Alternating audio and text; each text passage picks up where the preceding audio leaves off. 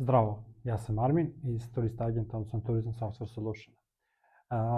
Jedan od glavnih komentara koji dobijam od svojih kolega jeste da li imam uključenu korisničku podršku, da li će ljudi razumeti šta ja pričam njemu jer smo mi iz turizma, odnosno moji klijenti.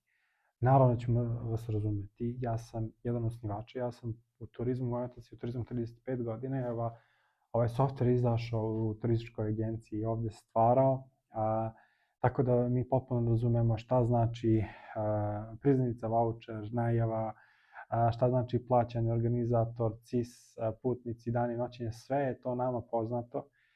Da li ide plaćanje fakturom, plaćanje cashom, tako dalje, direktna kontakt sa hotelima i tako dalje.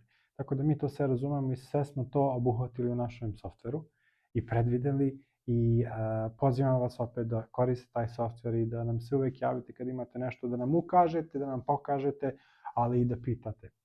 Tako da vas očekujemo, imate moj broj na sajtu, prijavite se i čujemo se.